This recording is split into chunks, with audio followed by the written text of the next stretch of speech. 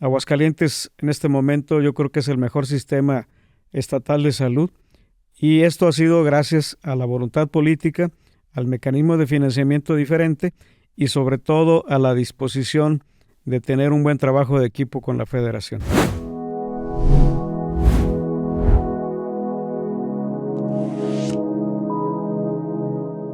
Hola, soy Paco Araiza, defensor de los derechos laborales.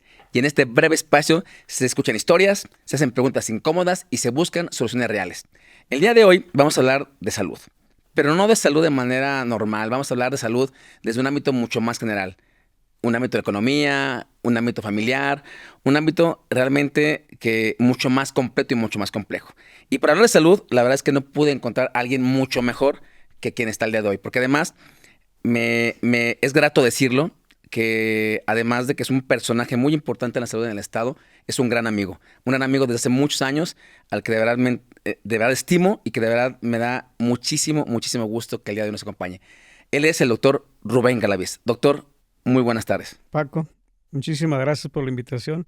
Muy contento de estar aquí en tu programa. Muchísimas gracias, doctor. Doctor, pues miren, este es un programa que se llama Palabra Clave. Y para iniciar precisamente, la primera pregunta que le voy a hacer es, en una palabra, doctor, ¿cuál sería la palabra que usted lo describe de manera profesional o de manera personal? Fíjate que la palabra sería pasión. Pasión. Para mí la salud es una pasión, la vivo intensamente todos los días. Me encanta poder participar colectivamente, particularmente, y hacer un beneficio siempre para las personas. Que además creo que hacer las cosas con pasión es lo que nos diferencia de cualquier otra cosa, ¿verdad? Yo creo que hay gente que tiene muchas capacidades, pero la pasión le da un plus muy grande, ¿no? Yo trabajo de domingo a domingo, trabajo 24 horas y para mí no me cansa, me siento bien, me siento pleno y cada día me fortalece más este paso de estar 24 horas trabajando por la gente. Y me consta. Ahora, doctor, todos conocemos al doctor Rubén Galaviz Tristán, secretario de Salud, pero a mí me gustaría hoy iniciar primeramente con ¿quién es Rubén? ¿Quién es Rubén Galaviz como persona? Fíjate que esta es una gran pregunta. Primero decirte que yo soy un hombre de origen rural. Yo nací en Pabellón de Arteaga, viví mis primeros 15 años de vida y me marcaron de manera muy significativa. ¿Por qué? Porque la comunidad como Pabellón era una gran familia. Todo el mundo nos conocíamos, había una gran socialización, teníamos una gran participación y yo me sentía muy identificado con la naturaleza, con las acciones, con lo que representaba ser un poblador de Pabellón de Arteaga. A los 15 años terminé la secundaria, ya no había manera de seguir estudiando ahí, era el límite máximo que podías aspirar y ahí tenías dos caminos, o el salirte de la comunidad o quizá irte a trabajar al campo. Entonces yo tomé la decisión de que iba a ir a ser médico. Desde muy tempranamente tomé la decisión de ser médico y había una característica que me orillaba a eso. Nací en un hospital, el Hospital de Pabellón. Mis primeros 6 años de vida fue mi casa.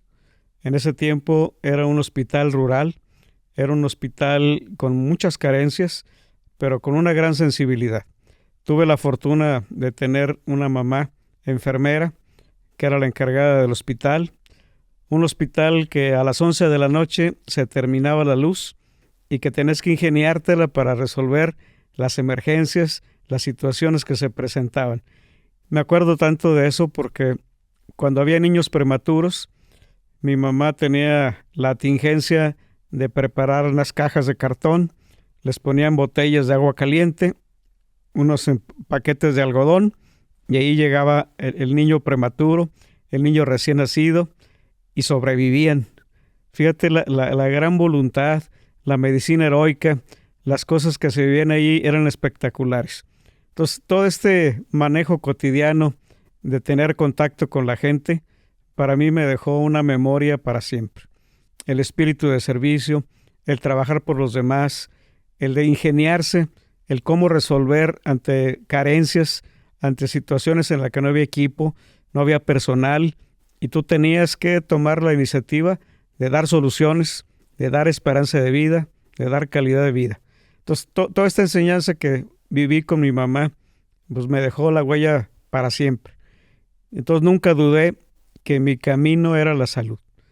Después me metí en escenarios de salud pública, pero de primera intención siempre aprendí que lo más importante es darse hacia los demás. Su mamá, enfermera, y sé que fueron muchísimos los partos de los que ella participó, ¿verdad? Fíjate que ella tiene un récord importante en el estado. Ella tuvo la oportunidad de atender 10,000 partos registrados en el hospital de Pabellón. Pabellón siempre ha tenido una característica, es un hospital regional. Muchos de los municipios que están a su alrededor iban a buscar soluciones de salud a ese hospital y siempre su sesgo ha sido la atención materno-infantil. Es un hospital que su principal acción ha sido siempre recibir a los ciudadanos de la zona norte. Entonces mi mamá tuvo ese récord. Creo que nada más hay 2 récords muy importantes en el estado. Uno lo tuvo un ginecólogo que ya falleció también, el doctor Padilla Raigosa. Él tenía 14,000 nacimientos registrados, mi mamá 10,000. Entonces los dos competían muchísimo por ver quién tenía la mejor resolución de casos de manejo del binomio madre-hijo. Ahora, mi doc, yo he hablado mucho precisamente de lo importante de la enfermería, porque la enfermería a veces se ha menospreciado y en cualquier hospital el 50% de la población es enfermería y además me queda claro que la enfermería se necesita más pasión, que es justo la palabra que usted nos dice. Se necesita mucha pasión, se necesita muchísima vocación. Fíjate que es un tema muy interesante porque realmente la enfermera es quien tiene contacto directo con el paciente, con quien está el cuidado, que está la atención, y lo que tú indicas, si se cumple a cabalidad, el resultado es espectacular. Y más si hay sensibilidad para tener el cuidado y la atención de escucharlos, de llevarlos a un buen camino de la salud. Y eso, te digo, lo viví yo intensamente porque mi mamá eso hacía. Yo recuerdo que a veces a las 2, 3 de la mañana tocaban en casa, ya cuando nos fuimos, cuando ya salí yo del hospital, te digo que duré 6 años viviendo ahí. Después ya tuve la oportunidad de vivir en una casa en Pabellón y a mi mamá llegaban y le tocaban a las 3 de la mañana. Oiga, no pudimos canalizar a un niño. El niño está muy difícil. ¿Puede venir, por favor, a ayudarnos? Y me llevaba. Ella siempre andaba conmigo. Me llevaba al hospital y ella la primera. Rápidamente canalizaba, rápidamente solucionaba y tenía una gran habilidad y sobre todo una gran responsabilidad. Literal, su vida desde que inició ha estado marcada en un hospital. Y ahora, Doc, ¿en qué momento se decidió a pasar del ámbito de salud, pero a dedicarse más a la gestión de salud pública? ¿En qué momento se fue más por lo público? Fíjate que este es parte de un efecto que se llama efecto mariposa. De repente las cosas y las circunstancias te van llevando por un camino diferente. Todo inició con una relación médico-paciente con una familia, la familia González, específicamente don Felipe González y su familia. Tuve la fortuna de ser su médico, de estar muy cercano con ellos, de darle soluciones siempre a sus situaciones de expectativas de salud. Y cuando él toma la decisión de irse hacia el ámbito político, me invita a participar. Estuve en la campaña con él, prácticamente todo el año que se hizo la precampaña y ya los meses de campaña formal, formamos parte del equipo político de don Felipe. Se gana de manera muy espectacular, prácticamente fue de 3-1, ante un escenario muy difícil porque en ese tiempo el PRI era el que dominaba el escenario político. Don Felipe venía con un partido diferente, sin embargo se gana y una vez que se concluye el proceso de elección nos llama a quienes estuvimos muy cercanos con él y me hace el favor de invitarme a participar en el sector salud. No tenía ninguna experiencia política, no tenía ninguna idea de meterme en un escenario político y gracias a esta invitación pues me meto en un escenario y un cambio muy diferente. Yo tenía 30 consultas diarias en mi consultorio y ahora se multiplicaron. Ahora tenías que dar soluciones de manera muy generalizada, una población muy grande, un presupuesto pues avasallador para lo que yo manejaba de manera normal y tuve que aprender, tuve que meterme en un esquema de aprendizaje continuo día a día. Tuve una gran fortuna, don Felipe González era un gobernador con una gran capacidad, con gran conocimiento, un hombre de mucha experiencia, y todos los días aprendíamos con él. Y me tocó también algunos secretarios de salud federales con una intención de cambio, de revolución, de hacer un efecto de políticas públicas de mucho impacto. El que más nos ayudó en el proceso de transformación fue Julio Frenk. El tiempo que el PAN entra como gobierno federal y tiene la tingencia del presidente Fox de invitar a Julio Frenk, que en ese tiempo era el personaje más importante internacional en el aspecto de la salud. Él viene a cambiar de manera sustantiva, nos invita a todos a entrar en un proceso de enseñanza. Tuve la oportunidad de hacer tres especialidades. Gracias a Julio, nos hacía trabajar sábados y domingos en el proceso de estar aprendiendo. Tuvimos los mejores maestros. Estuve en el IPADE, que en ese momento era la institución con el mayor rango de manejo de ejecutivos.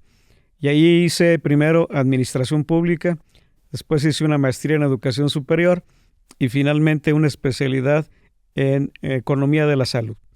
Todas estas están muy centradas para diseñar, para planear, para conformar políticas públicas. Entonces, me considero ya en este momento con experiencia y con capacidad y poder hacer las mejores políticas públicas de salud. Hace alrededor de 27 años fue su primera posición como secretario de salud con el entonces Felipe González. Ahora, después de esos años, ¿ha cambiado muchísimo la salud en el estado? Bueno, sí, realmente la salud es muy dinámica. La salud te permite cambios sustantivos, cambia la morbilidad, cambia la mortalidad, cambia las políticas, y algo que ha cambiado mucho y que ha sido determinante es el financiamiento. Hemos tenido un financiamiento a la baja. Cuando estaba el presidente Fox, estábamos en 7.4 del PIB. En este momento estamos 2.5. Esos cambios porcentuales que ha variado el financiamiento han dado un efecto muy diferente. Ahora vivimos carencialmente, ahora tenemos falta de plantilla, tenemos desabastos, tenemos una capacidad instalada rebasada. O sea, el escenario es totalmente diferente. Pero eso nos reta a que todos los días hay que resolver, hay que buscar soluciones, hay que ver de qué manera estamos haciendo cambios. Te comento que en esta segunda ocasión, cuando me invita Tere Jiménez a participar en su equipo, pues encontramos un estado en el lugar 27. Y ahorita en este momento estamos en el top de los 5. Y muchos de los indicadores nos posicionan como el mejor estado en salud pública. Y esto ha sido una combinación entre esa gran voluntad política de Tere Jiménez, el financiamiento estatal que se ha dado y la experiencia que hemos acumulado en esos años para poder pensar y diseñar políticas públicas que dieran un cambio y un impacto diferente. Y vaya lo complejo que ha sido. A mí me consta porque aparte somos un estado en el que se atiende a mucha gente que no es precisamente del estado. Se atiende gente de Zacatecas, se atiende gente de Guanajuato, gente de Jalisco, el tema de lo que es la derechohabiencia y no derechohabiencia. Y precisamente algo de lo que me gustaría también platicar es de la historia de cómo se ha manejado el sistema de salud en México. IMSS, ISSSTE, hemos pasado por Seguro Popular, INSABI, ahora IMSS Bienestar. Sobre eso, doctor, me gustaría que platicara un poquito. Fíjate que de manera muy sintética te puedo decir. En el 17, los constituyentes diseñan una estructura funcional administrativa para el país, en donde ven la necesidad de que haya instituciones que se hagan cargo de la prestación y la atención médica. Y en el 43, muchos años después, se formaliza eso y pasa algo muy peculiar. En ese momento, los diputados que toman la decisión de hacer el Sistema Nacional de Salud toman un criterio laboral. En vez de ser un ejercicio de universalidad, porque el artículo 4 decía que la salud es para todos, ellos lo segmentan generando dos grandes instituciones. Una con un mecanismo tripartita, que es el IMSS, en el que hay una cuota del trabajador, una cuota de la empresa y una cuota federal. Y también nace la Secretaría de Salud con una cuota federal solamente. Entonces, desde que inicia el Sistema Nacional de Salud, inicia segmentado, con una injusticia financiera importante, porque el financiamiento era de 3-1, y esto todavía lo venimos arrastrando. Quien pudo darle un enfoque diferente al financiamiento de la salud fue Julio Frenk. Él generó un sistema que se llamó Sistema de Protección Social en Salud, y la gente lo conocía como Seguro Popular. ¿Qué era este sistema? Era financiamiento, era volverle a incentivar a los estados aportación a salud. Se generó un par y paso. ¿Qué es par y paso? Es una aportación de ambas partes en el que viene a ser un beneficio hacia los ciudadanos. Por cada peso que el gobierno estatal demostrara que invertía en salud, la federación le mandaba 3. Entonces vivimos una época muy importante de bonanza, una época que hubo un gran financiamiento. Me tocó vivir esa época. Tuve la fortuna de trabajar con don Felipe González aquí como gobernador y con Julio Frain como secretario federal. Nos trajimos cerca de 2.500 millones de pesos que no estaban en ningún presupuesto, que fue gracias a este programa tan importante, y se construyó muchísima obra, como nunca se ha hecho en la historia de Aguascalientes. Lo que es el Tercer Milenio, el Hospital de la Mujer, que era el Hospital Morelos, se convirtió en Hospital Tercer Milenio. Se hizo una infraestructura muy grande. Y esto se fue cambiando cuando sale Vicente Fox del sistema, se convierte en un sistema diferente, se fue transformando lo que era el Seguro Popular en variantes. Viene una administración no panista y entonces el gobierno cambia lo que era el Seguro Popular a INSABI, que no fue una gran política, duró 8 meses, a los 8 meses ya no servía y tuvieron que generar un nuevo escenario que se llamó IMSS Bienestar. ¿Qué es el IMSS Bienestar? Es la centralización de los servicios de salud otra vez hacia la federación. No se ha conformado, no se ha terminado, es un producto todavía inacabado y muchos de los estados tomamos la decisión de no participar. Cuando ya no hay una certeza y una confianza, no puedes entrar a un escenario de prueba. Tienes que tener ya un programa bien definido, bien establecido, y estamos en espera de ello para entrar. Por lo pronto, el gobierno del estado ha cambiado mucho el financiamiento que se tenía. Cuando llega Tere Jiménez había un 70-30, 70 aportación federal, 30 estatal, y ahora estamos en un 60-40. ¿Y cuál ha sido la lectura? Tenemos el per cápita más alto a nivel nacional. Somos el estado que más invierte en salud. Y eso ha dado resultados muy grandes, porque cambiamos el sistema. Viene ahora un programa bastante interesante que es el Seguro Aguascalientes, que es un hijo prácticamente del Seguro Popular. Y este ha venido a revolucionar el sistema y la prestación de servicios. Todos los estados nos están preguntando cuál fue la magia, cuál fue la estrategia, cómo le hicieron para que no hubiera gasto catastrófico, no hubiera gasto de bolsillo, que hubiera gratuidad, que hubiera calidad, que hubiera abasto. Pues precisamente el Seguro Aguascalientes. Que de hecho es un tema que también quiero ahondar un poquito más del gasto catastrófico, pero primero, efectivamente, yo de manera personal sí comentar eso, que cuando se crea el IMSS Bienestar y que de pilón, o INSABI previamente, que de pilón llega en el peor momento de la historia contemporánea, en una pandemia. Creo que cuando más se necesitaba de un sistema de salud fuerte, que fue en el 2019, 2020, 2021, no se tuvo ese gran apoyo que creíamos que se necesitaba. Fueron tiempos muy complejos, donde el sector salud tuvo que entrarle, donde falleció mucha gente, donde fallecieron no solamente muchos trabajadores, sino también muchos familiares de trabajadores, y efectivamente se resintió mucho el que INSABI y posteriormente IMSS Bienestar realmente sentimos que no ha dado el ancho. Y en lo particular en Aguascalientes estamos agradecidos de que no se haya todavía autorizado. Sabemos que efectivamente es un tema que puede llegar a ser bueno, el hecho de descentralizarlo, pero a nosotros nos ha constado porque hemos trabajado con diferentes líderes de otros estados y vemos que la realidad es que no ha funcionado como se esperaba. Entonces, sí es de aplaudir lo que se está haciendo ahorita. Fíjate que el mecanismo operativo todavía es inmaduro. No lo han terminado de pulir, no tienen todavía las reglas de operación que son precisas y que son necesarias, y por eso no entramos nosotros en IMSS Bienestar. Y afortunadamente la federación ha sido respetuosa. No ha habido una obligación, no nos han llevado a decir tienes que firmar. Nos han permitido la autonomía, la rectoría y sobre todo las políticas públicas necesarias.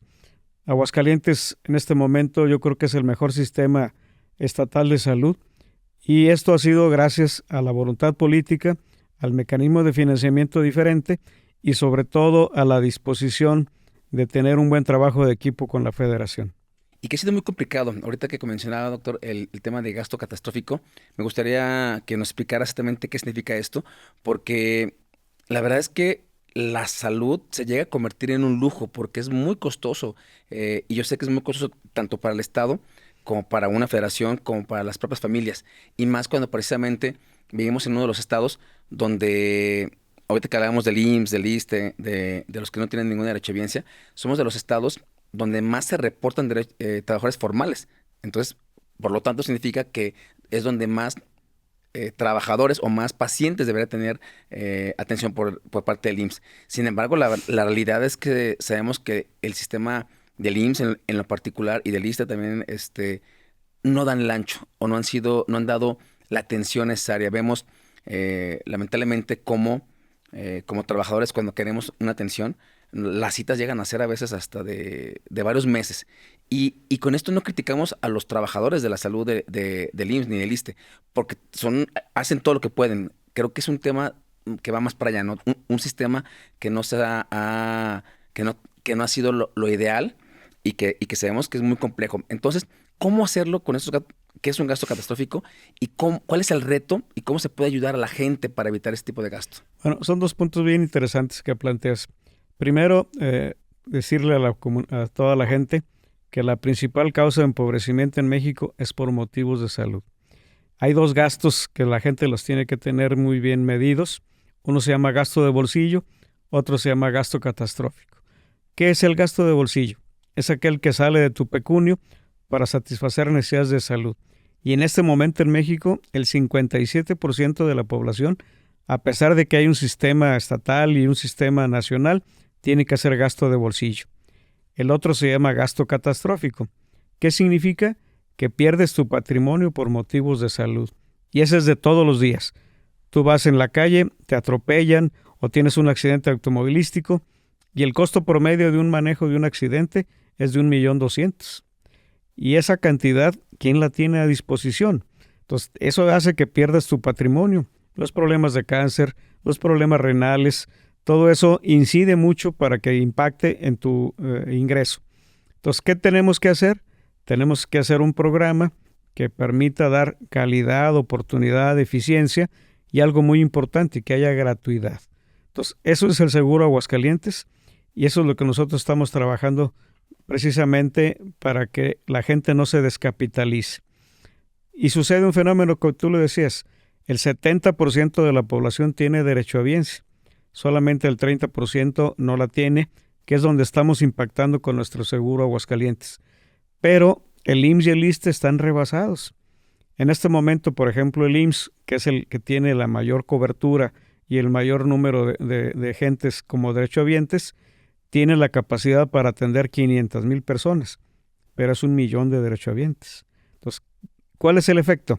Tiempos de espera prolongados, desabasto, no hay capacidad instalada.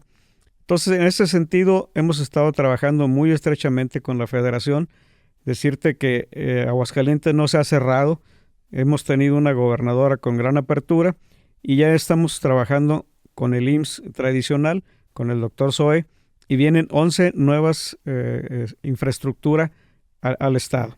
¿Qué va a pasar? Vamos a tener un hospital de trauma que está en la 45 Norte, con una inversión de casi 840 millones. Vamos a tener un centro de atención regional.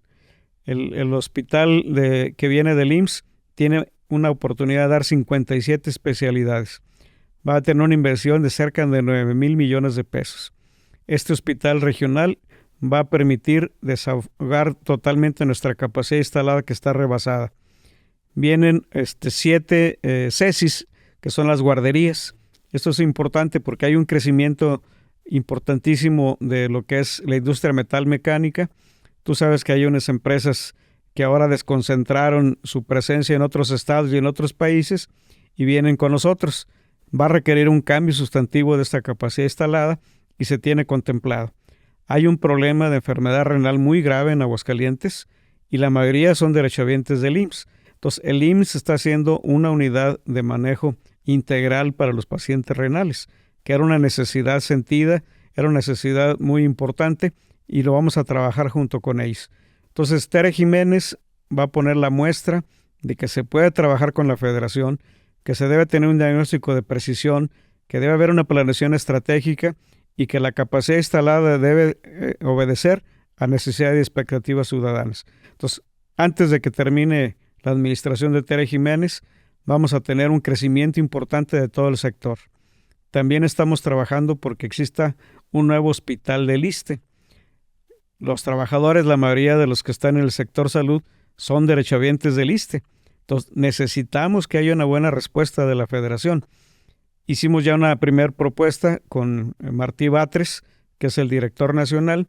Estamos trabajando para que venga una clínica del ISSSTE también, que es necesario que crezca. ¿Quién debe crecer en infraestructura y en cobertura? La parte federal. Y en eso lo estamos trabajando directamente como equipo.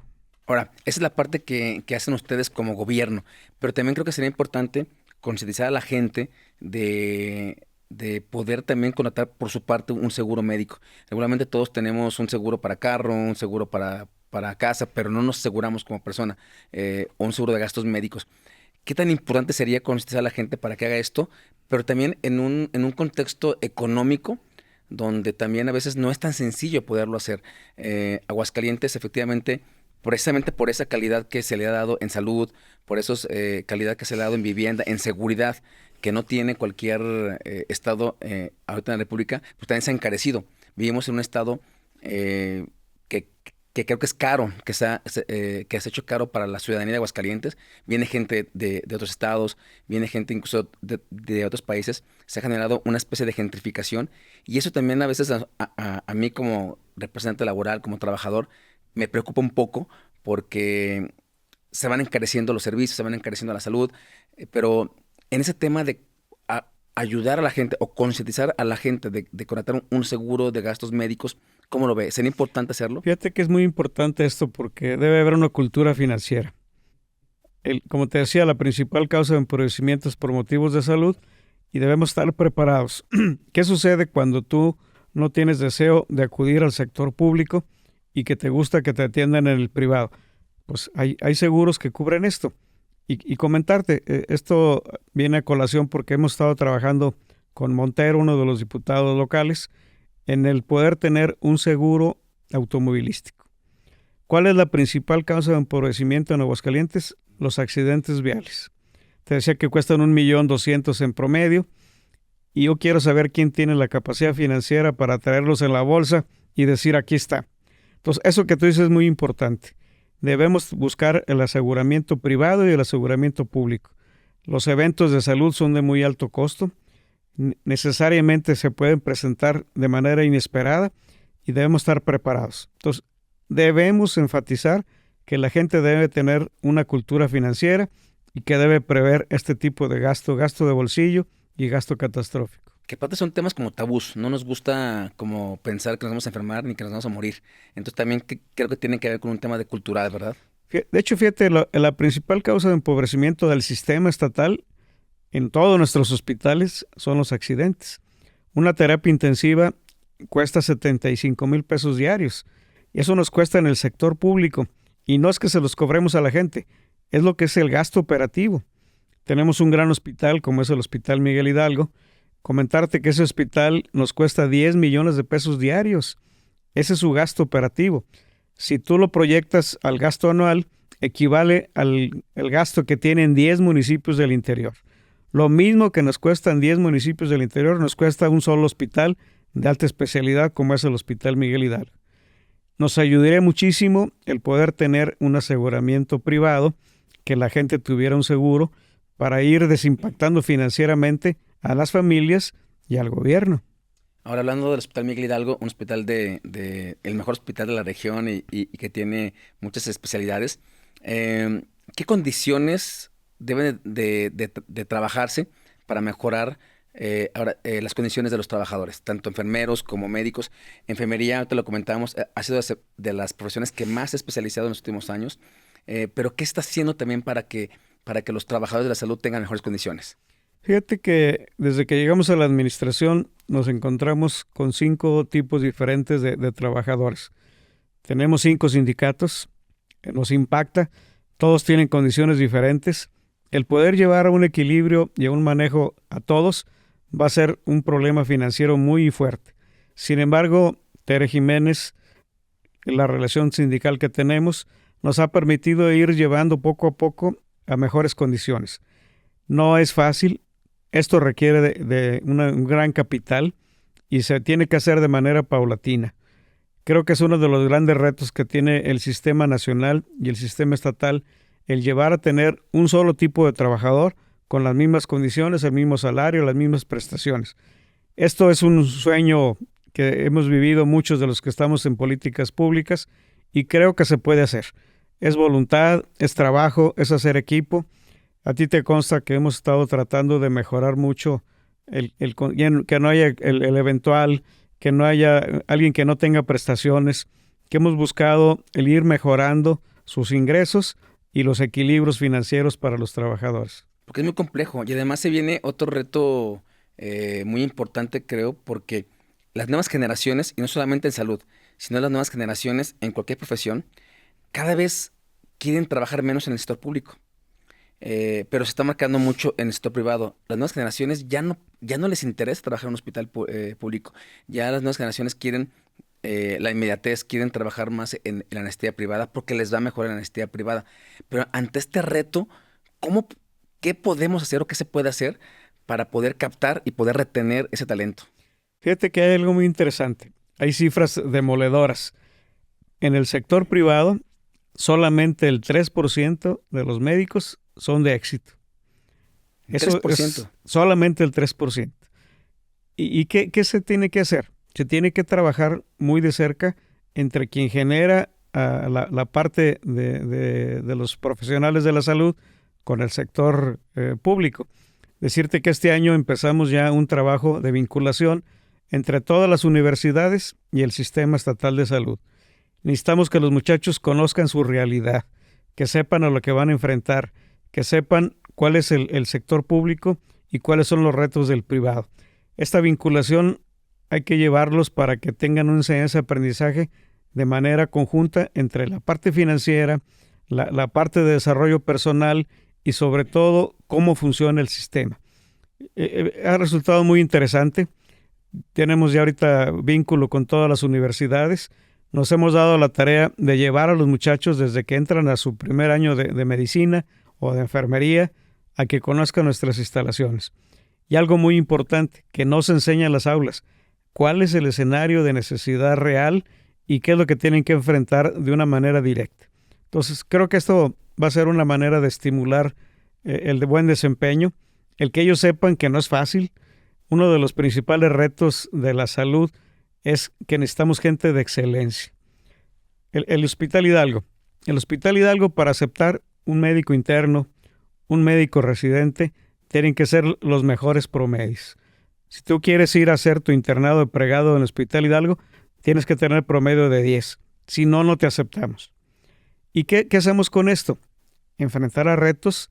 La medicina es de retos, es de desempeño, es de actualización, es de enseñanza y tiene que haber un indicador que te lleve a la excelencia. Entonces estamos haciendo esto para que la gente acepte que no es fácil, que para estar en el mejor hospital del país o de los 50 mejores hospitales del país, pues se requiere calidad. Y la calidad es desempeño, es enseñanza, es interacción y es pasión. Y es pasión. Y es que además también la medicina se viene a enfrentar con algo que, digo, cualquier profesión, pero que es la inteligencia artificial. También la tecnología ha avanzado muchísimo, la tecnología cada vez está impactando muchísimo y también tenemos que adaptarnos a esas nuevas tecnologías que hay ahora para la medicina. ¿El Estado está preparado para poder empezar a trabajar con inteligencia artificial, con otro tipo de técnicas nuevas? Fíjate que sí. Nos hemos dado la tarea de actualizarnos. Hace 4 meses estuve en China. China es el país que más ha desarrollado tecnologías orientadas al buen manejo de la salud y nos trajimos varias tecnologías. Nos interesa mucho que nuestros muchachos, nuestros profesionales de la salud estén preparados. Fuimos a la mejor universidad de China, Ahí tuvimos una relación muy importante es una rectora, la Universidad del Sur de China. Nos dieron 4 becas, que es para probar esta relación entre México y China y que permita ya ir generando una relación donde dé beneficios. Está orientada sobre todo a la salud pública. El principal reto es que tengamos una buena primer nivel de atención. Si tú tienes que evitar la carga de enfermedad, pues vas a bajar las crónico-degenerativas, vas a bajar el gasto, vas a ir haciendo un mejoramiento importante. Entonces, vamos a iniciar en estos meses ya con esta primera interacción con China, pero no obstante ya empezamos con programas de alta tecnología. Tenemos el mejor programa del país que se llama Neuroplasticidad. ¿Qué permite esto? Permite el manejo de la salud mental bajo una perspectiva tecnológica. El mundo biológico tiene un orden matemático, nos permite generar algoritmos y estos algoritmos me permiten hacer diagnósticos presuntivos con una asertividad más allá del 85%. Entonces, la salud mental la estamos manejando ya con esta tecnología de punta. Solamente Tesla y la NASA la tienen y también ahora Aguascalientes. Hemos tenido grandes resultados y creo que va a ser la medicina del futuro. Y se los he dicho muy enfáticamente a los muchachos de medicina. La tecnología viene con nosotros. La tecnología va a cambiar sustancialmente el manejo. Ahora, con una detección de un proceso fisiológico que se llama angiogénesis. ¿Qué es la angiogénesis? Es el retorno de la conductividad de la circulación cuando tienes un daño. Yo me corto, se pierde la continuidad del tubo donde va la sangre y el cuerpo forma nuevos vasos y esto hace que haya una recuperación. Cuando tú detectas a través de un sistema tecnológico donde hay angiogénesis, yo puedo tener un diagnóstico de precisión en 1 minuto. Fíjate el cambio tan sustantivo que viene. Ahora tenemos ya sensores que me permiten saber en qué lugar del cuerpo tengo angiogénesis, mando un banco de datos, me lo regresa y me dice, con esa angiogénesis, estos son los diagnósticos que pueden presentar el paciente. Entonces, en menos de 1 minuto, yo puedo decir, este paciente tiene un daño hepático, este paciente tiene un daño renal, y ya canalizarlo de manera directa. Me voy a evitar muchísimo esquema de procesos cuando de manera masiva yo puedo estar haciendo la angiogénesis a todos los habitantes y hacer una determinación muy precisa, con gran asertividad y darle ya un cauce diferente. Eso es lo que viene para la tecnología médica. Y el reto va a ser, el reto importante que veo yo es cómo saber combinar el hecho de combinar la tecnología con el trato, ¿verdad? Con el trato de que siga siendo un trato digno para la gente. Algo que tiene el Estado, en lo general, que tienen los hospitales del Estado, es que se da un trato digno, se ve al paciente, no como un número más. Entonces, tal vez ese sea el reto después, ¿verdad? ¿Cómo mezclarlo? Fíjate que hemos estado tratando de imprimir un sello muy particular en el sistema estatal, que sea una familia, que el trato sea de familia, que cuando tú llegas a un centro de atención es como si fuera tu abuelito, como si fuera tu papá, como si fuera tu sobrino. Eso se ha imprimido muy bien en los trabajadores. El Hidalgo es una de las muestras más importantes de la sensibilización, de la gran capacidad que tiene nuestro personal ahí y que cuando la gente va al Hidalgo tiene una gran diferencia. De hecho, mucha gente me dice, oiga, yo ya no quiero el IMSS, yo ya no quiero el ISSSTE, voy a renunciar porque quiero que se me atienda en el Hidalgo. ¿Y qué tiene este centro? Tiene humanismo, tiene sensibilidad, tiene capacidad resolutiva, tiene equipamiento y tiene a los mejores. Entonces, eso hemos tratado de imprimirle al sistema estatal de salud. Sí, de hecho, de aquí se desprenden 2 cosas que yo quería comentarle. Uno, se habla de primer nivel, segundo nivel y tercer nivel y que a veces no comprendemos exactamente qué es cada uno de ellos. ¿Me puede explicar exactamente, o nos puede explicar para que la gente entienda un poquito mejor cuál es la diferencia entre un primer nivel y un segundo y tercer nivel? Bien, mira, el primer nivel es el primer contacto que tiene una persona con el sistema de salud. Aquí se hace promoción, se hace concientización y se hace prestación médica. ¿En qué consiste la prestación médica? En la consulta. La consulta ordinaria cuando tú tienes que ir a un centro de salud, donde debería prácticamente ser el lugar de contención. Si tú haces un buen primer nivel de atención, vas a evitar que vaya a un segundo y a un tercero. Entonces, ¿qué estamos haciendo en este momento? Capacitando, mejorando y buscar cómo impactar más en la población. Los factores condicionantes de la salud. que haya una buena vivienda, que haya servicios, que haya un buen manejo de las excretas, que todas las condiciones te lleven a estar siempre con sanidad. Y aquí hay que comentar que somos el primer estado con el primer lugar en calidad de vida. Eso es muy importante. ¿Y qué ha sucedido? Que se ha visto de manera integral. Cuando llegamos al sistema, estábamos con un modelo patogénico. ¿Qué significa? Que estábamos centrando la atención en enfermedades y lo cambiamos a un modelo salugénico. ¿Cuál es la gran diferencia? Que el buscar la salud bajo esquemas de prevención, de promoción, de enseñanza, de información, cambia sustantivamente la manera de cómo maneja las cosas. En Aguascalientes somos el primer estado en imponer este modelo salugénico. ¿Qué es el segundo nivel? Es la atención hospitalaria en 4 áreas fundamentales: cirugía, trauma, ginecología y pediatría. Cuando el paciente requiere de hospitalización, va al segundo nivel. Y cuando ya requiere de una subespecialidad de gente altamente calificada, va hacia un tercer nivel. Y en Aguascalientes tenemos los 3 niveles bien equilibrados, bien manejados, y siempre hay la satisfacción de ser unos hospitales de gran solución.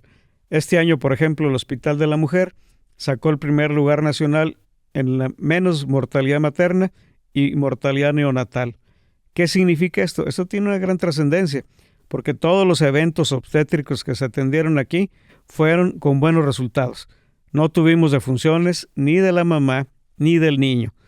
Tenemos 33,000 nacimientos en Aguascalientes y todos fueron de calidad. Sí, de hecho, para mí es muy importante mencionar esto porque luego la gente no percibe esa diferencia entre ir a un hospital Hidalgo cuando la atención que requiere es de primer nivel, y para eso existen los centros de salud. Entonces, por eso es para mí importante mencionar el primer, segundo y tercer nivel. Ahora, hemos hablado de salud, de cómo cuidar la salud, pero algo a mí que me tiene muy marcado ahorita por tiempos en los que yo te estoy viviendo, a mí siempre me han preguntado cuál es mi mayor miedo, que si le tengo miedo a la muerte. Y la verdad es que en los últimos días me he dado cuenta que más que miedo a la muerte le tengo mucho miedo a la agonía. La agonía es algo que, híjole, creo que es lo más complicado, lo más triste que nos puede llegar a pasar. Tengo ahorita un paciente enfermo, mi papá, y que ya está precisamente en un estado terminal. Está en un cuidado paliativo, y que tuve la fortuna de que mi papá se atendió en el mejor hospital, en el Hospital Miguel Hidalgo, que estuvo muy bien cuidado, que nos lo dan de alta, ahorita está en casa, y que sigue en casa con muy buenos cuidados, que tenemos la oportunidad de que todos mis hermanos hemos estado al pendiente de él, que tenemos un sistema de salud donde incluso en casa hay varias maneras de que haya un camioncito que va y le da la atención en casa. O sea, tenemos todos estos cuidados, pero algo que me queda muy claro es que hasta para morir tienes que tener esa cierta suerte, o hasta morir puede llegar a ser muy caro. Em, Esto me tiene muy marcado últimamente. El Estado está preparado para poder dar cuidados paliativos. Además, como pequeño paréntesis también, sé que el Estado se convirtió en una pirámide poblacional donde hay gente adulta, donde nos volvimos un Estado con una gran cantidad de gente mayor, a comparación con gente productiva, con la gente de 30 a 50 años. Entonces, pues necesariamente o naturalmente pues vamos a fallecer, ¿no? El Estado está preparado para poder brindar esos cuidados paliativos. Comentarte que el Estado está segmentado, 70% es derechohabientes, 30% nos corresponde. Ese 30% no hemos tenido el cuidado de la atención de cambios sustantivos. Primero, cambiamos el modelo. Había un modelo piramidal. ¿Qué significa? Que el paciente tiene que andar tocando puertas, tiene que andar subiendo escaleras, tiene que andar buscando soluciones.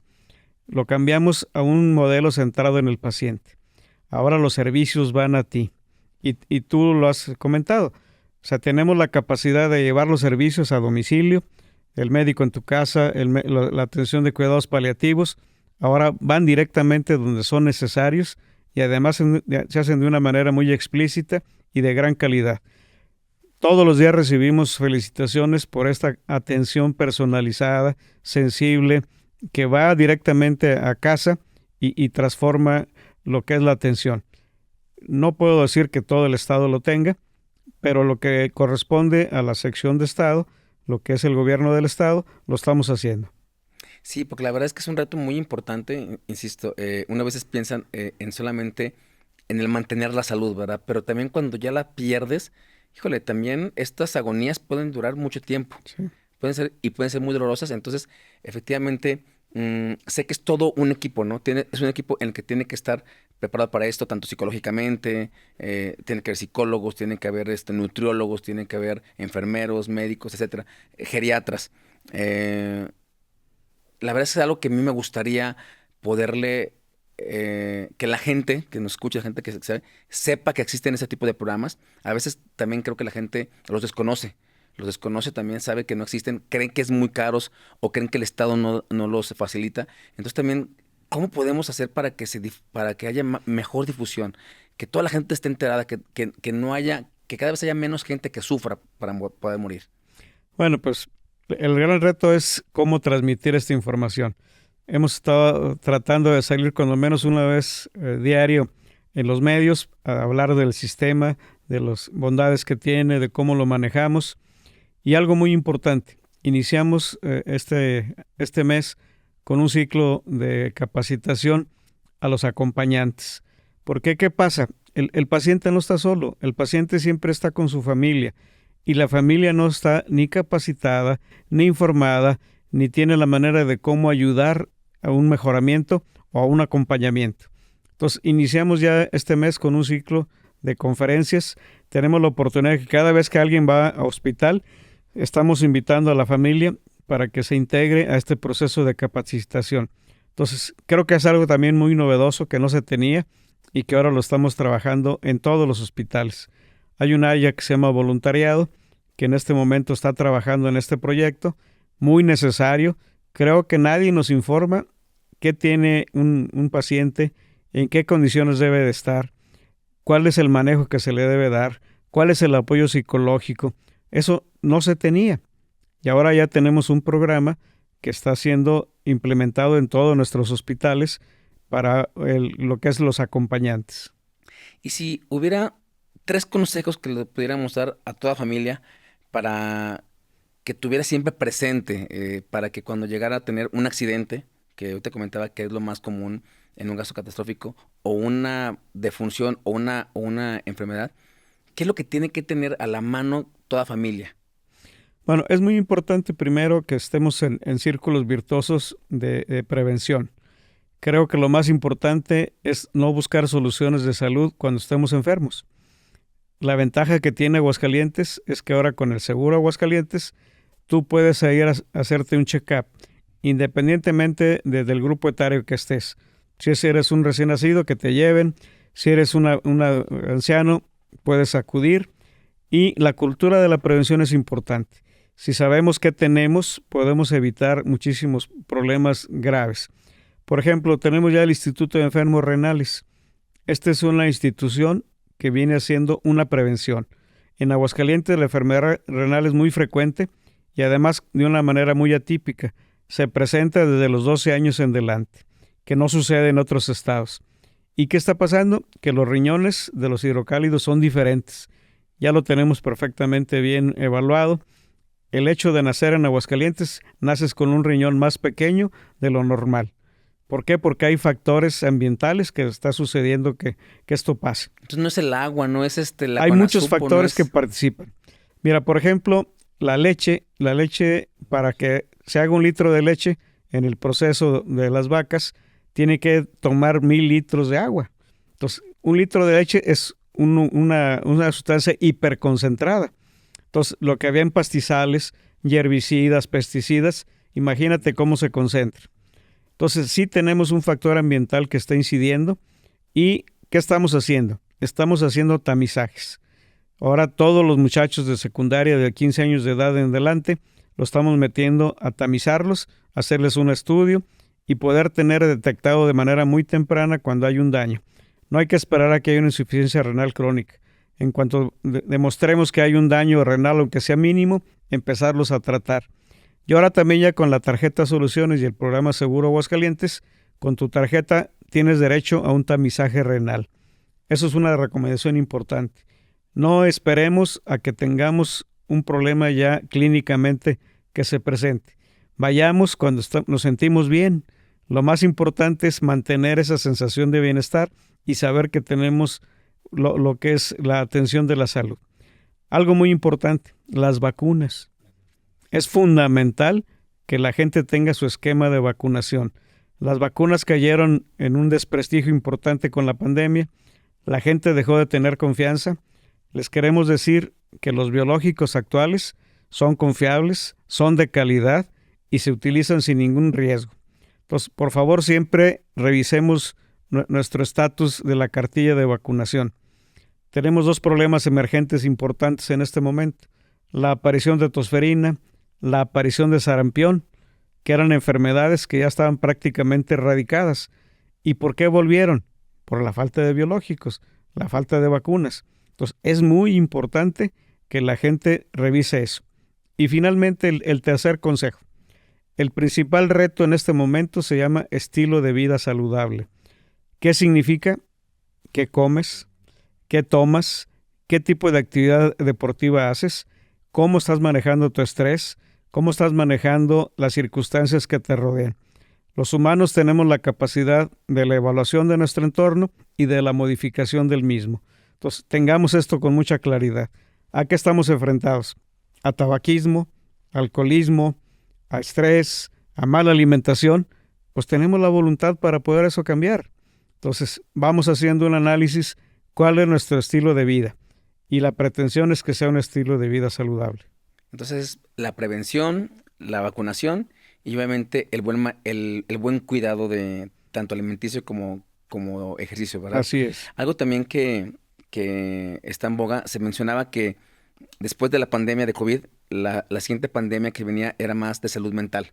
¿Qué tan cierto es esto? ¿Qué tan en crecimiento vienen las enfermedades mentales? Fíjate que hay un indicador que demuestra que el problema de salud mental está llegando casi a ser incontrolable. Hay una tendencia de los muchachos ahora que se llama cutting. Los muchachos toman las navajas y empiezan a incidir en la piel. O sea, imagínate lo que está sucediendo. ¿Cuál es el nivel de ansiedad? ¿Cuál es el nivel de angustia? ¿Cómo se nace con ese sentimiento de autodestrucción?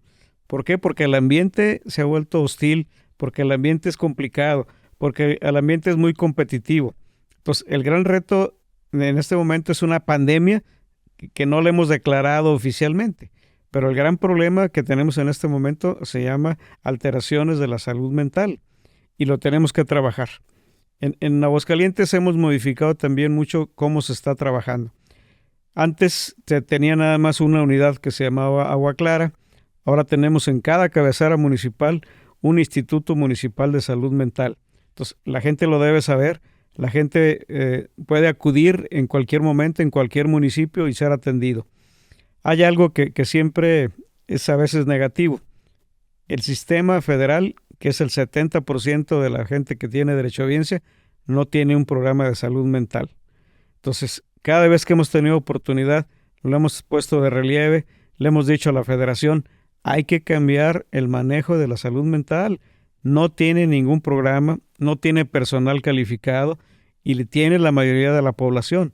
Eso lo tenemos que trabajar de manera conjunta. Y que además somos los que estamos en el sector laboral. Somos los que también tenemos probablemente mayor estrés porque somos la clase productiva. Son los que deberíamos de tener un mejor manejo de salud mental. La verdad que es un tema súper importante. Además, hemos visto que también cada vez desde menor edad, ¿verdad? También cada vez se necesitan más psiquiatras, se necesitan más psicólogos para niños, que antes no era tan común, pues, ¿no? Fíjate que el gran reto es poder tener un buen manejo de familia. En el seno familiar es prácticamente donde se origina la mayoría de los problemas emocionales, los problemas de salud mental. Entonces hay que trabajar mucho para fortalecer lo que significa familia.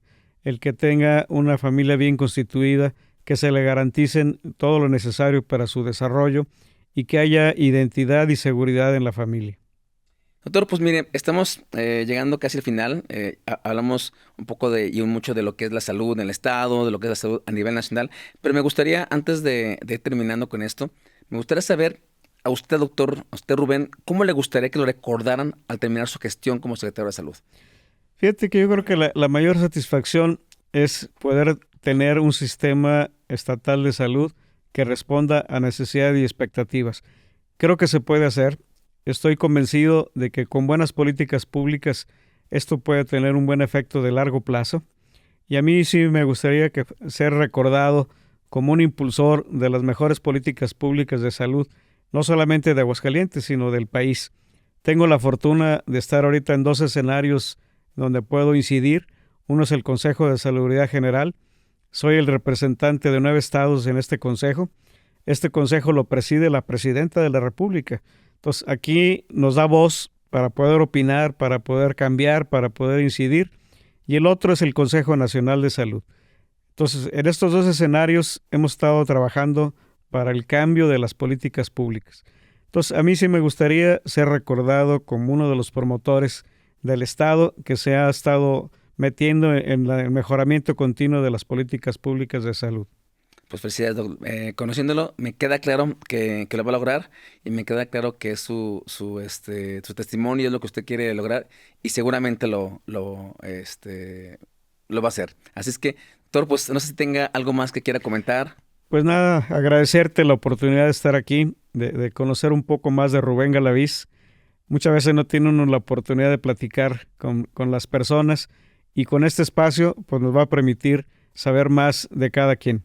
Sí, muchas gracias. Efectivamente, esta es la idea de este programa, conocer a figuras muy importantes en el Estado, llegarle a la gente que nos escucha consejos para que puedan vivir mejor, no solamente en el tema de salud. Nosotros como servidores públicos y más como trabajadores de salud tenemos ese compromiso de hacer muy bien las cosas para que la gente que nos escucha, la gente que trabaja con nosotros, obviamente tenga un mejor vivir. Doctor, pues muchísimas gracias, de verdad estoy muy agradecido. La palabra de hoy fue pasión y de verdad que esa palabra de verdad lo representa y pues qué decirle a toda la gente que recomendarles que hagamos las cosas con pasión, porque sí se marca la diferencia, se nota cuando hacemos las cosas con pasión y los invito a que el día de hoy nos quedemos con esa palabra, con la palabra pasión. Doctor, muchísimas gracias. Muchas gracias, Paco. Y a todos ustedes, si les gustó este programa, los invito a que nos sigan acompañando, que nos sigan visitando y que le den like a todas nuestras publicaciones. Muchísimas gracias a todos. Esto fue Palabra Clave. Muchas gracias.